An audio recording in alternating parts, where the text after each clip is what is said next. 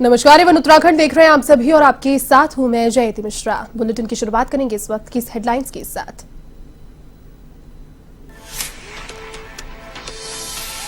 प्रधानमंत्री मोदी ने उत्तराखंड में 17,500 करोड़ की परियोजनाओं का किया शिलान्यास और लोकार्पण। धामी सरकार की थपथपाई पीठ बोले, अब सत्ता भाव से नहीं सेवा भाव से चलने वाली सरकार। अखिलेश सरकार और भ्रष्टाचारियों पर साधा निशाना।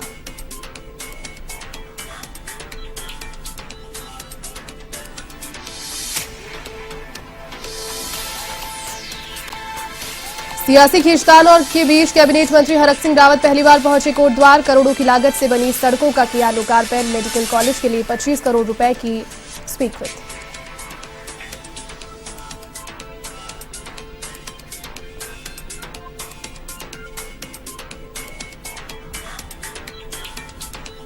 ओमिक्रॉन को लेकर सख्त पुलिस प्रशासन। देहरादून में एंट्री के लिए आरटीपीसीआर रिपोर्ट की अनिवार्य, तो हर की पौड़ी पर गाइडलाइंस की सख्ती से पालना की अपील।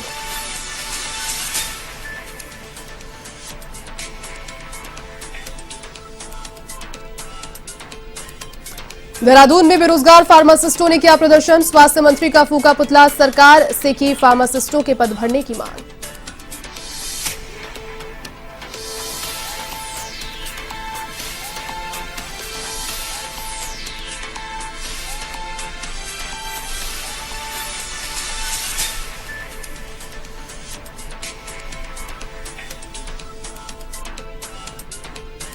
बर्फबारी से खुशनुमा हुई वादियां। नैनीताल के ऊंचे इलाकों में हुई साल की पहली बर्फबारी। पर्यटकों के खिले चेहरे।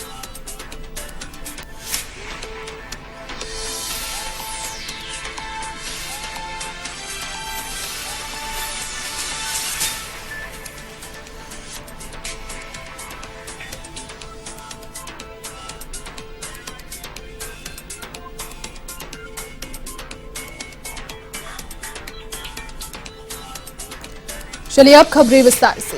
प्रधानमंत्री नरेंद्र मोदी उत्तराखंड के 1 दिवसीय दौरे पर रहे। प्रधानमंत्री मोदी ने इस दौरान प्रदेश की जनता के लिए हजारों करोड़ की परियोजनाओं का लोकार्पण और शिलान्यास किया। प्रधानमंत्री ने उत्तराखंड में 23 परियोजनाओं का उद्घाटन या फिर शिलान्यास किया। इन परियोजनाओं की कीमत 17,500 करोड़ रुपए है और ये परियोजनाएं सिंचाई, सड़क, आवासीय, स्वास्थ्य, इंफ्रास्ट्रक्चर, उद्योग, स्वच्छता, पेयजल आपूर्ति सहित कई सेक्टर से संबंधित है। इसके बाद पीएम ने हल्द्वानी में एक जनसभा को भी संबोधित किया। इसी के साथ उधम सिंह नगर में एम्स ऋषिकेश के सैटेलाइट सेंटर की नींव भी उन्होंने रखी। इस मौके पर उत्तराखंड के मुख्यमंत्री पुष्कर सिंह धामी समेत बीजेपी के कई दिग्गज नेता मौजूद रहे।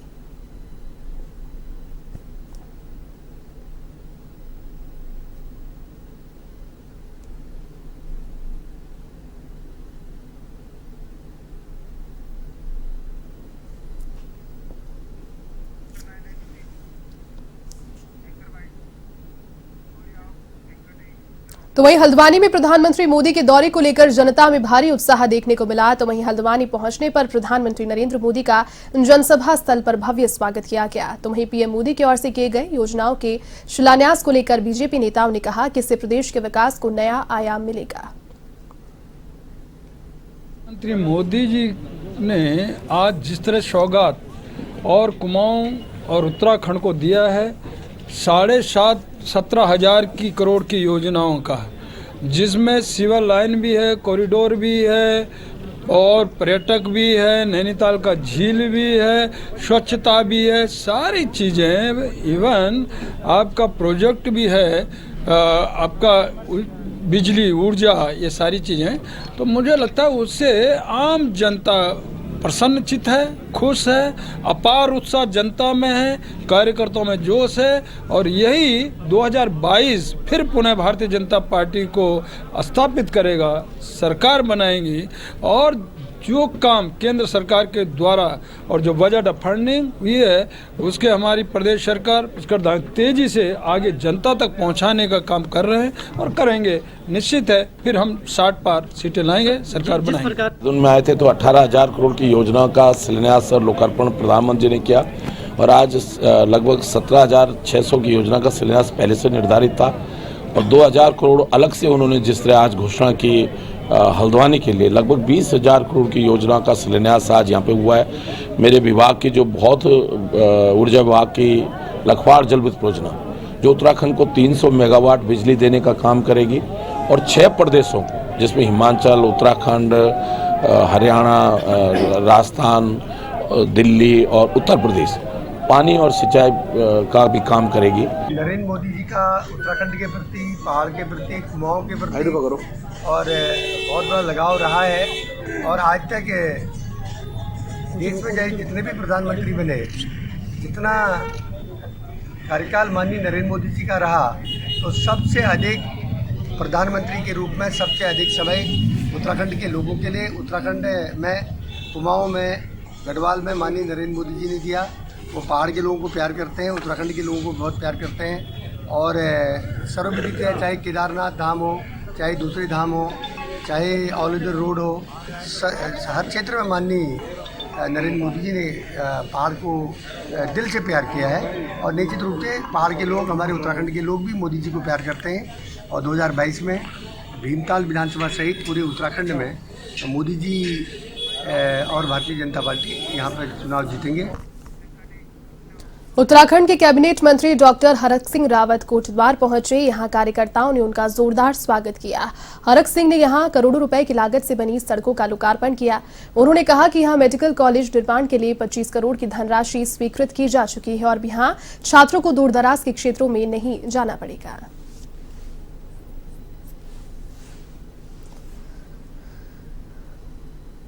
आज कोटद्वार मेडिकल कॉलेज के लिए 25 करोड़ का जियो जारी होकर आज मुझे खुशी है कि हम केवल शिलान्यास नहीं हमने किया है, इवन कि हमने प्राचार्य का पद भी सृजित किया है। कोटद्वार मेडिकल कॉलेज के प्रिंसिपल का पद भी हमने सृजित कर दिया है और बहुत जल्दी प्रिंसिपल की तैनाती भी आचार संहिता से पहले प्रिंसिपल की तैनाती हो जाएगी। अल्मोड़ा में विधानसभा सामान्य निर्वाचन 2022 से संबंधित मीडिया कार्यशाला का आयोजन पुराने कलेक्ट्रेट में किया गया, जहां पर कार्यशाला अध्यक्षता करते हुए जिला निर्वाचन अधिकारी वंदना सिंह ने सभी मीडिया प्रतिनिधियों से आगामी विधानसभा चुनाव को सफल बनाने के लिए सहयोग की अपेक्षा की। इस दौरान उन्होंने कहा कि मतदाता जागरूकता के साथ साथ लोकतंत्र के चौथे स्तंभ के रूप में निर्वाचन के दौरान मीडिया की महत्वपूर्ण भूमिका होती है। स्वतंत्र और निष्पक्ष निर्वाचन के लिए आयोग के निर्देशानुसार मीडिया की स्वतंत्रता के लिए जिला निर्वाचन कार्यालय और सभी नोडल अधिकारी प्रतिबद्ध रहेंगे।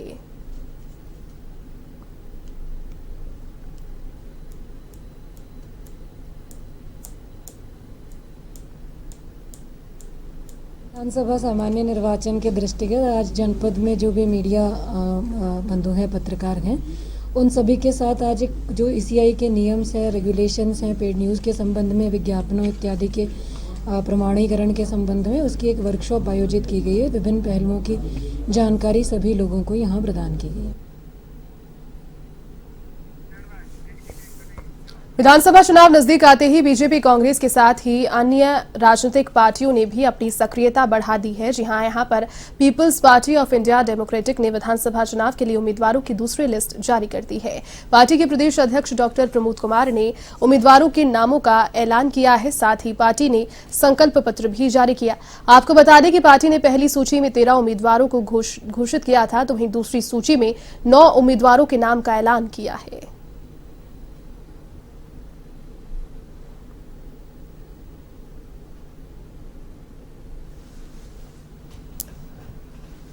जा रहे हैं, उसके लिए दूसरी लिस्ट आज हमने जारी करी है। पहले हमने 13 उम्मीदवारों की सूची जारी की थी, आज 9 का कुल मिला के 22 उम्मीदवार अब हमारे अभी हो गए। तीसरी लिस्ट हमारी तैयार हो रही है।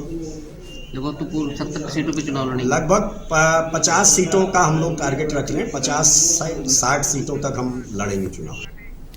किसान नेता राकेश टिकैत उत्तराखंड के काशीपुर दौरे पर रहे। उन्होंने अपनी टीम के साथ गुलाब अमृतसरी पर छोले कुलचे खाए। इस दौरान उन्होंने कहा कि कुछ नेता अन्न पैदा करने वाले किसानों के खाते को खाता हुआ देखकर जाने क्यों जलन और हसद करते हैं। दुनिया को अन्न पैदा कर खिलाने वाले किसान जब सड़कों पर बैठकर खाते हैं तो इनके पेट में दर्द क्यों होता है।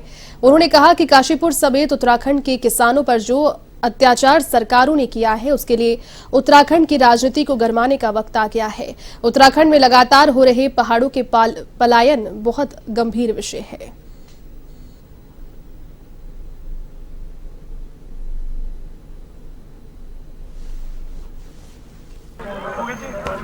कुछ जसपुर से लगाकर वहां तक की, आगे तक की। हाँ जी। कोई गन्ने का ज्यादा हिसाब किताब है नहीं, लोग सस्ते में बेचते हैं। यहाँ पे भी बकाया है, यहाँ पे मजदूर का भी बकाया है, फैक्ट्रियां बंद होगी। एमएसपी पे बिकता नहीं सामान, लोग सस्ते में उसको बेचते हैं, कोई भी फसल अपनी हो। लेकिन अगर जमीन बेचना चाह तो जमीन रात के अंधेरे में भी बिक जाएगी, लेकिन उसमें पैदा होने वाली फसल नहीं बिकती। ये बड़ी दिक्कत है। फर्द वो कागज पत्तर जो जमीन के चाहिए वो देने में दिक्कत कर रहे हैं। ये सारी समस्याएं यहाँ पे हैं। बिजली की समस्याएं हैं, खाद की बहुत बेहतर समस्याएं हैं। ये तो किसान कोई खाद के को फंके थोड़ा मारा घर ले जा।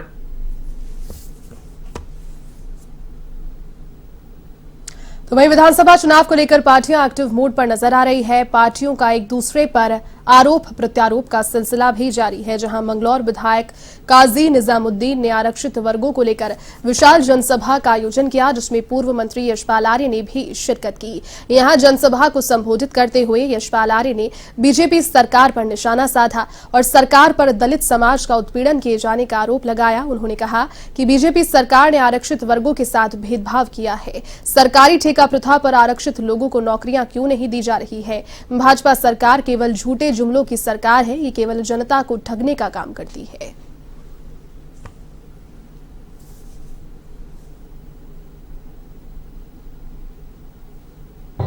खुशी मिली है। हमारा जो समाज है, दलित समाज, शोषित समाज, वंचित समाज, आज यहाँ पर पूरे एक जनसैलाब के रूप में यहाँ पर दिखाई दे रहा है। और ये इस बात का संकेत है कि हमारे समाज की, दलित समाज की आस्था, विश्वास भारतीय जनता पार्टी पर नहीं है। भारतीय जनता पार्टी दलित विरोधी है और हमारे समाज का विश्वास, दलित समाज का विश्वास कांग्रेस पर बना हुआ है। आज इस बात का संकेत यहाँ पर दिखाई दे रहा है। तो यकीनन हमारे समाज की 2022 के चुनाव में एक निर्णायक भूमिका होगी। भगवानपुर में बहुजन समाज पार्टी का कार्यकर्ता सम्मेलन आयोजित हुआ। इस दौरान बसपा के प्रदेशाध्यक्ष, जिलाध्यक्ष समेत बसपा के कार्यकर्ता मौजूद रहे। आपको बता दें कि बसपा ने भगवानपुर से सुबोध राकेश को प्रत्याशी बनाया है, जिसे लेकर प्रत्याशी राकेश सुबोध ने भगवानपुर सीट से जीत दर्ज करने की बात कही है।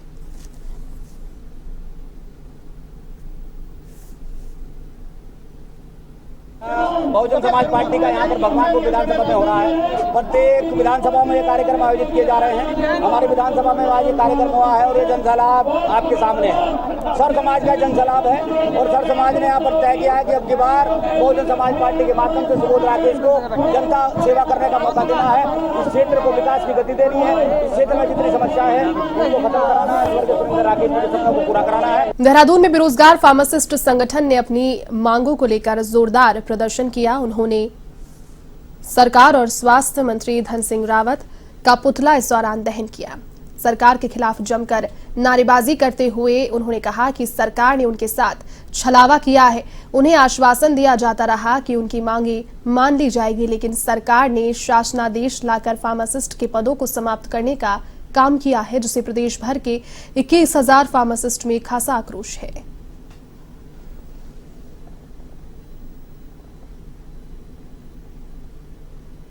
उनको हमने सत्ता में भेजा। आज उनके द्वारा निरंकुशता बरती गई, संवेदनहीनता बरती गई और 135 दिन के इस आंदोलन को हमें आज इस तरह से पुतला दहन के कार्यक्रम के द्वारा स्थगित करना पड़ा। हमें उम्मीदें थी कि सरकार हमारा संज्ञान लेगी, लेकिन सरकार ने संज्ञान लेना तो दूर, उन्होंने 20 तारीख को शासनादेश लाकर हमारे जो 21,000 जो बेरोजगार फार्मासिस्ट है और जो 21 सालों से रोजगार की राह देख रहे थे, उन पदों को शासनादेश के द्वारा खत्म कर दिया। बीजेपी सरकार के मंत्री सुबोध उनियाल की भड़काऊ बयानबाजी के बाद सभी विपक्षी दल उनके बयान का विरोध करने में जुटे हैं और इसी कड़ी में जनपद उधम सिंह नगर के जसपुर में आम आदमी पार्टी ने सुबोध उनियाल और उनके खिलाफ जमकर नारेबाजी करते हुए प्रदर्शन किया। तो वहीं आम आदमी पार्टी के वरिष्ठ नेता यूनुस चौधरी ने बताया कि बीजेपी सरकार के कैबिनेट मंत्री सुबोध उनियाल ने उत्तराखंड की जनता के लिए अपशब्द का प्रयोग कर जनता को अपमानित किया है। इसको लेकर आम आदमी पार्टी अब पूरे प्रदेश में इसका विरोध कर रही है।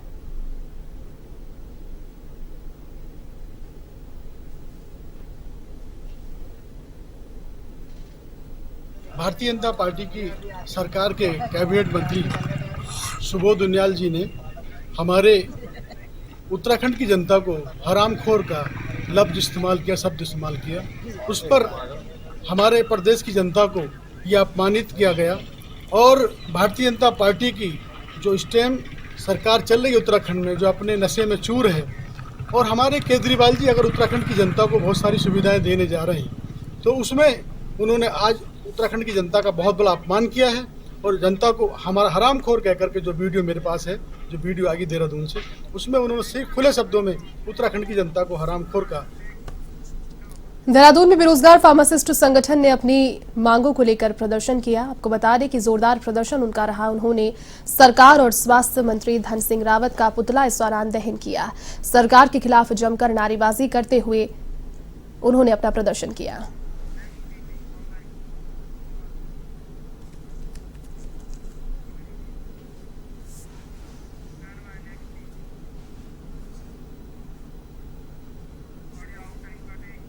बांसपुर में जिलाधिकारी के आदेश के बाद सरकारी और निजी विद्यालय में छात्र छात्राओं के लिए 2 दिन के लिए बंद रहे, जबकि स्कूल में पहुंचे अध्यापकों की ओर से बच्चों को ऑनलाइन शिक्षण कार्य दिया जा रहा है।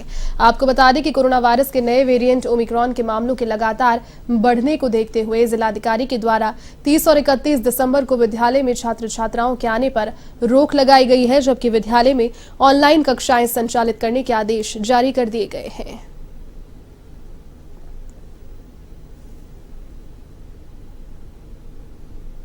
रात हमें सूचना मिली कि जिलाधिकारी महोदय के आदेशानुसार 30 और 31 तारीख में ऑनलाइन कक्षाएं चलाई जाएंगी।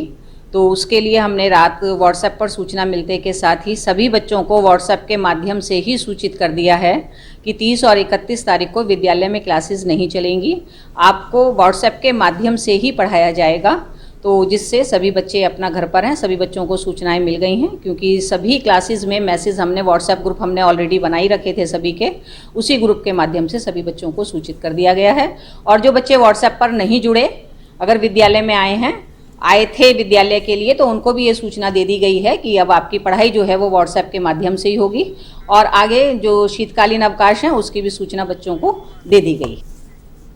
अब खबर उत्तराखंड के दिनेशपुर से है, जहां शहीद खुदीराम बोस मिनी स्टेडियम में खेली जा रही 31वीं सब जूनियर राष्ट्रीय कबड्डी चैंपियनशिप के तीसरे दिन सभी लीग मैच पूरे हो गए। इससे प्रतियोगिता को लेकर खिलाड़ियों में खासा उत्साह देखने को मिला। तो वहीं उत्तराखंड कबड्डी एसोसिएशन के चेयरमैन मेजर सिंह ने कहा कि अब सभी प्री क्वार्टर पूरे कर दिए जाने हैं।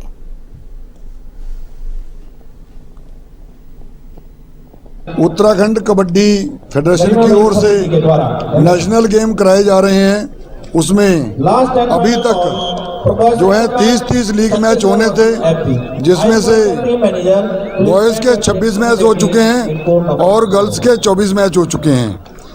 4 मैच बॉयज़ के बचे हैं और 6 मैच गर्ल्स के बचे हैं। इसके बाद प्री क्वार्टर जो है मैच शुरू हो जाएंगे। जो यहाँ जमा की जानी थी 28 राज्यों की यहाँ टीमें आई हैं। इसके बाद साई, रेलवे और कुछ अन्य भी टीमें आई हैं। कुल मिला के 30 टीमें बॉयज की और 30 टीमें गर्ल्स की आई हैं यहाँ पर।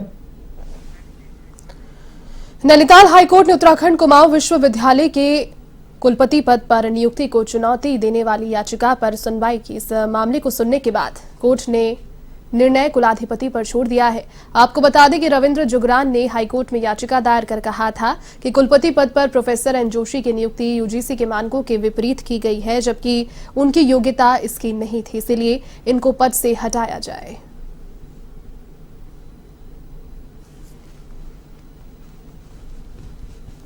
गलत तथ्य प्रस्तुत करके ये नियुक्ति प्राप्त की गई है। अतः हमने न्यायालय से प्रार्थना की थी कि इसको जो है निरस्त किया जाए। तो आज प्रारंभिक सुनवाई के दौरान न्यायालय का ये मत था कि सेवा संबंधी मामलों में रिट याचिका की पूछनीयता क्या हो सकती है या नहीं है, लेकिन उसके सब उस विधि, क्योंकि वो वैधानिक बिंदु है, तो फिलहाल जो माननीय न्यायालय द्वारा ये कहा गया कि जो इनका प्रत्यावेदन है जो कुलाधिपति महोदय के समक्ष लंबित है 8/4 से, जिसमें सब बिंदु उठाए गए हैं, उसका निस्तारण शीघ्रता से करें। चलिए इस बुलेटिन में फिलहाल के लिए बस इतना ही। देश और दुनिया की तमाम बड़ी खबरों को देखने के लिए आप देखते रहिए A1 TV। नमस्कार।